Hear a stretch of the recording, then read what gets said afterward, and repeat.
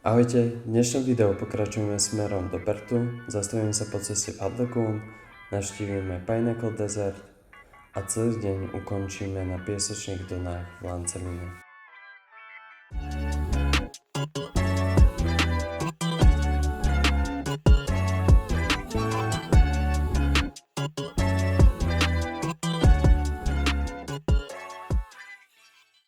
Je 9 hodín a ideme na nejaké 3 veci. Jedna z nich je ten Pink Lake, to dám znovu, lebo to je po ceste. Potom Pineapple Desert, kde sú tie stalagmity, jakoby. A potom tá piesočná tuna, keď to tak nazvem. Takže to a 5 hodín cesty, takže držme si palce a nejak to zvládneme. Inak, tu na typek zbiera koše do auta a tu tá typkyňa zbiera z tých košov veci. Proste asi je bezdomovkyňa, alebo neviem, ale proste vždycky uteká o jeden koš ďalej, než je to auto. Je to veľmi vtipné. Aj smutné. Takže tak. Akože už som odchádzal, ale ako som odchádzal, tak som si proste to nevšimol veľa ľudí, že to nastojí. Tak som si povedal, že to proste musím zastaviť a sa pozrieť, čo tam je, takže idem to čeknúť. A inak ďalší čavo s tou štvorkolkou. Hej, nádherné počasie dneska, ale aj brutálne teplo. Podľa mňa je tak 40 už teraz.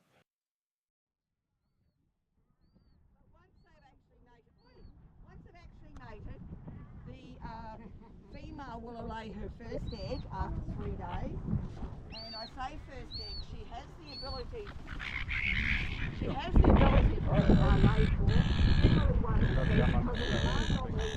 4. To je jedna čajka. Nastará to na celý svet. So the first chick will be born within 35 days, and the chick will start to take nutrition. Inak, keďže je dneska 17.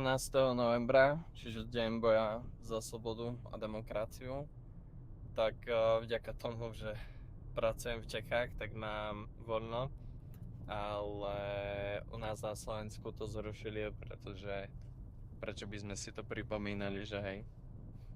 Takže tak, a cením všetkých ľudí, ktorí si zobrali dovolenky a ešte viac všetkých spoločností, ktoré si to tento deň vlastne uctia a že ponechajú to voľno svojim zamestnancom. Toľko politickým vyjadreniam. Hej, akože dneska je to jazero ešte kus ružovejšie, než bolo proste naposledy. Ako boli teraz tie 2 dni úplne prepálené, že bolo horúco, tak tá riasa sa asi zbesnila a je to brutálne rúžové.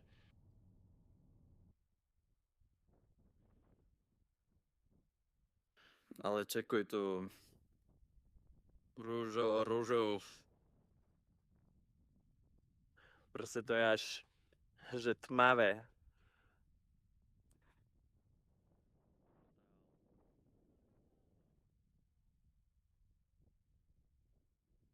Proste 15 kilometrov rúžovej vody.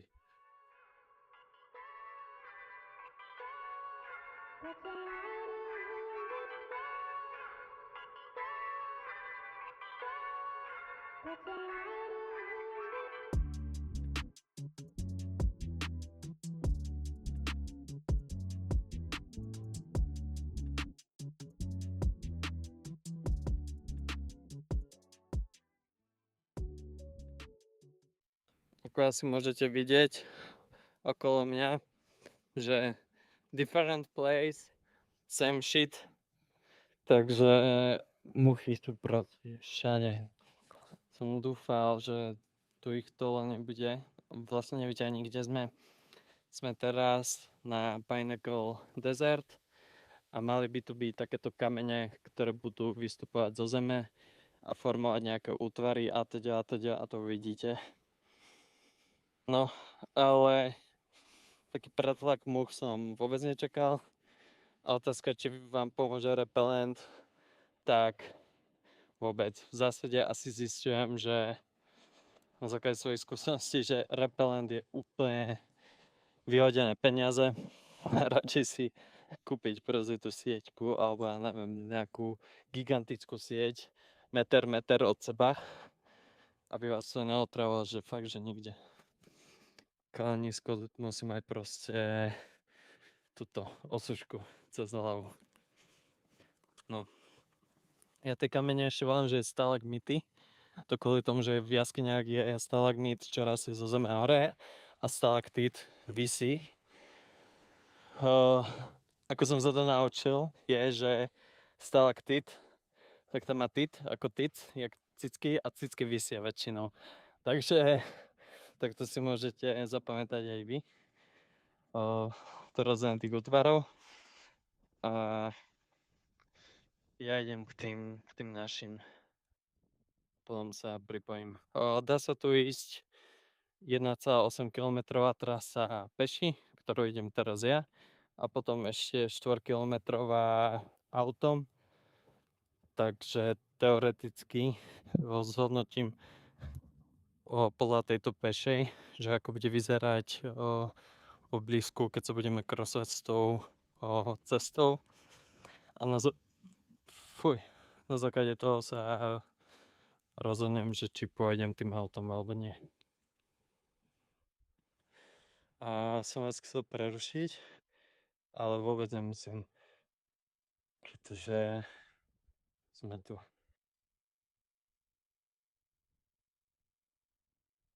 Pozerám, že to nie je tiež také auto nižšie ako moje, tak asi pôjdem aj ja na tom aute. Čo budem, není som horší, ne? Už som včera či predčerom vyšiel ten veľký piesačný kopec a prežil som.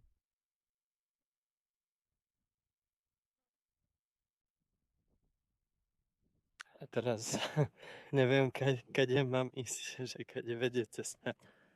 Takže som stratený a čo ja viem.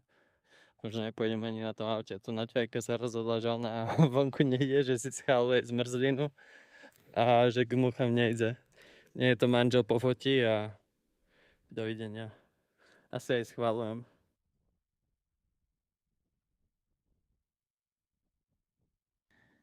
Potom tu na ľudia ešte chodievajú na západy slnka a na akože pozerať sa na hviezdnu oblohu, pretože je tu komplet tma. Inak halus, že proste nič a zrazu proste kameň smerom hore. Nejakú backstory som zatiaľ ešte nenašiel, že ako to vzniká. A vravím, vôbec netuším, kam mám ísť.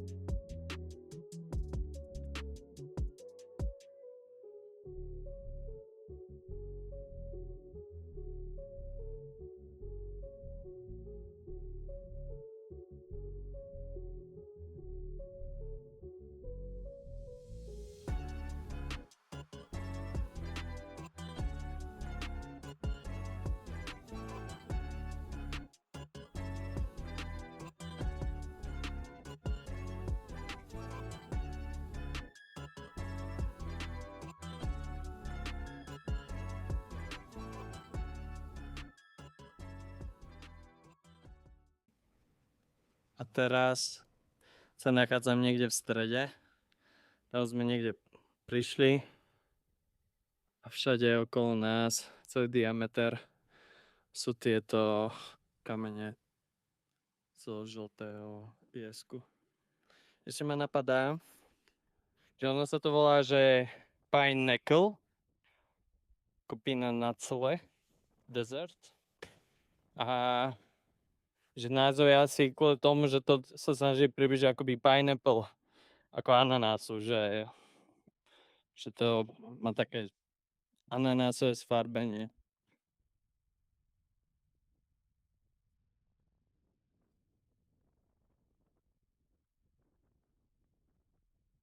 Inak moje bodky sú jak nové. Stačilo euro 50 za 3-sekundové lergidlo a sú ako nové. Tipčom.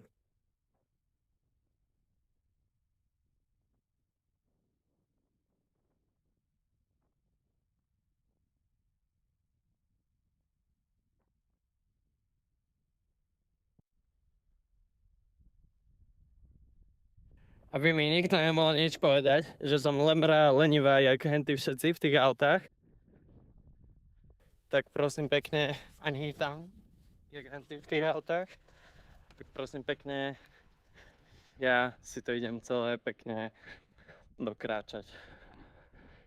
Celé tie necelé 2 kilometre. Because apes together strong.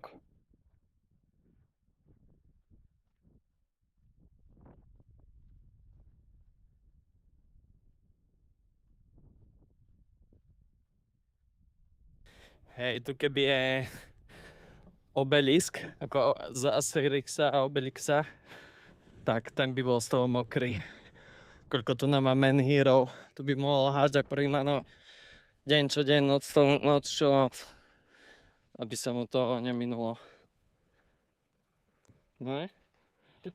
Taký Pinnacle Gym. To spočíta, koľko moh mám vo svojom gangu, tak mu dám 50 €. A počítaj tie, čo lietajú okolo kamery. Ja sa tak teším, keď niekto, kto si kúkne tieto videá, si povie, že čau, som mu huba nezavrel v muchách o adaptívnom tempomate. Sa strašne teším, keď to no dojde a zažije si to na vlastnej koži.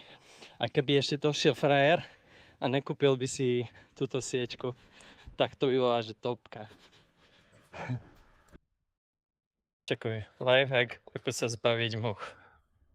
Stačí iba prísť na toalety a muchy sú preč. Proste v momente, keď beneš do chladu, tak tie muchy, ich aktivita klesne, že o 1100% a proste zmiznú. A vyjdeš na sekundu na svetlo, tak sa idú od teba potrhať.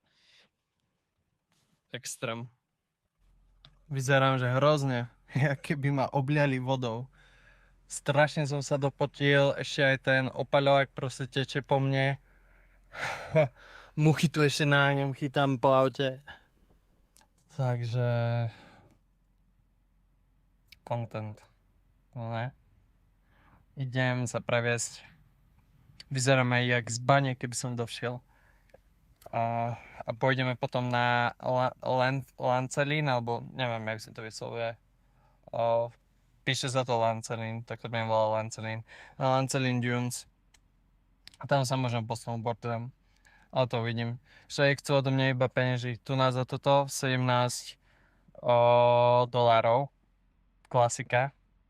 A nezáleží na to, že či vás je 12 v aute, alebo si sám, proste zaplatíš za celé auto $17. Čiže typci, čo to proste dojdú v tej skupine, akože 12 ľudí, čo dojde v jednom aute, tak zaplatia $17. Hej, príde mi to strašne nefér, ale čo s tým spravím? A všade je to v každom parku.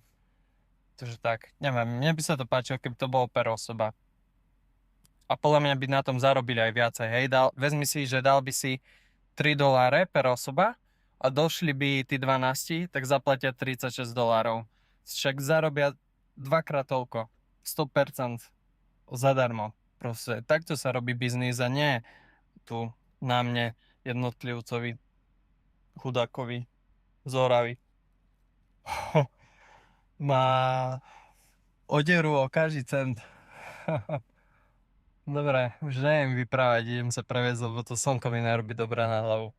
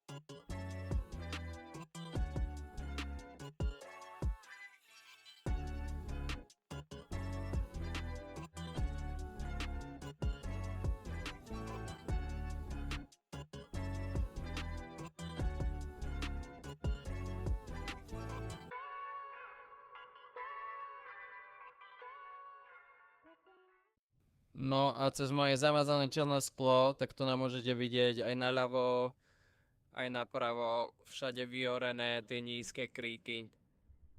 Že ich to proste skosil požiar. Ale tie kríky sú stále živé a zase sa dajú dokopy o nejakom čase. No a nakoniec sa nachádzame v našej finálnej destinácii a to sú Lancelin Dunes.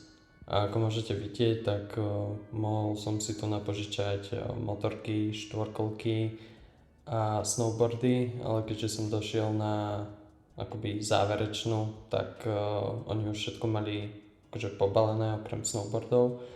Prečo nahrávam toto video zase takto random, tak je to kvôli tomu, že tam bol neskutočný vietor, ako tam v tom proste nebolo nič iné, len rovina a potom na konci tieto duny. Ako môžete vidieť, tak nejakí ľudia sa tam snažili snowboardovať po tých dunách, ale absolútne im to nešlo a ja som sa práve akože rozhodol, že na prvýkrát si to tam pôjdem očeknúť a ako vidím, že to ľuďom ide, to snowboardovanie, takže si taktiež skočím po ten snowboard. No a tu môžete vidieť jediné zosnowboardovanie toho kopca, ktoré som videl za tú hodinu, čo som tam strávil, pretože bol tam tak brutálny vietor, že nikomu to nešlo. Normálne akože všetci stáli v tom kopci, ako sa do nich opieralo ten vietor. Tuto taktiež môžete vidieť, ako vychádzam na vlastne vrchol toho záveja, odkiaľ bolo vidno celú tú krajinu až dozadu, ako je pokrytá len pieskom a tam sa dá voziť na tých štvorkolkách, motorkách a podobne.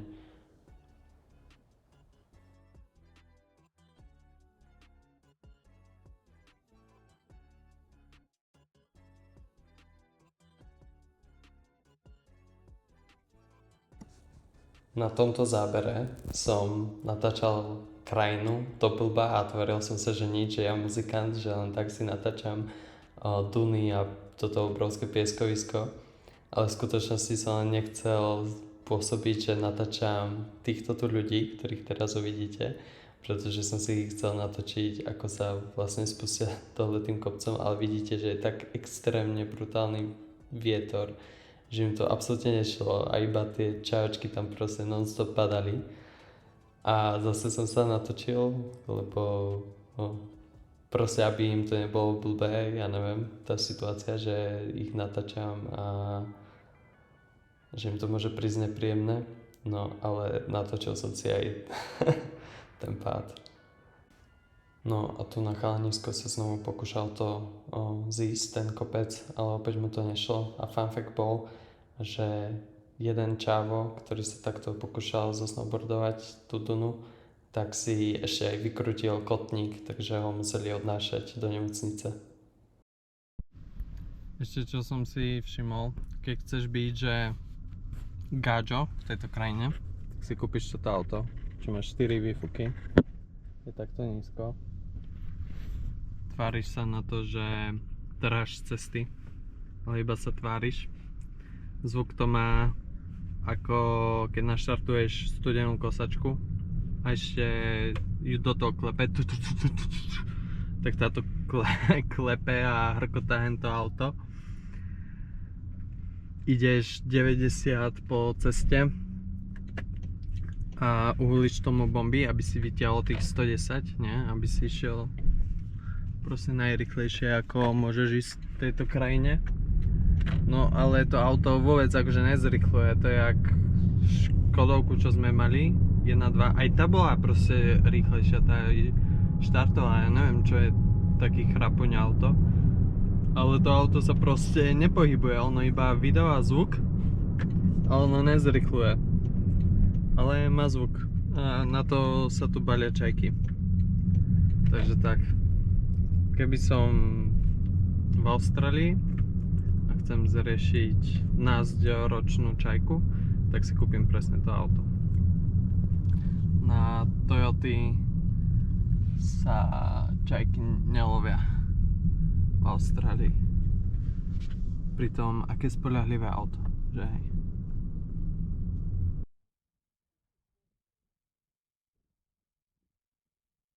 Vlastne nachádzame sa v Lanceline, kde sa nachádzajú aj tie duny, ktoré sme boli pozrieť. No a ja som si kúpil nejaké cukriky, tak si idem spalovať. A pôjdem na obytko. Budeme tu iba deň. Zajtra ideme vrácať auto. A to vám porozprávam asi zajtra. Ale zajtra bude celkom naložený deň. Ale to ešte uvidíte prečo. To natočím až po samotnej akcii. Díky, že si dopozeral video až sem. Ak sa ti páčilo, zanechaj like, čekni môj Instagram v popise a vidíme sa spoločne u ďalšieho videa.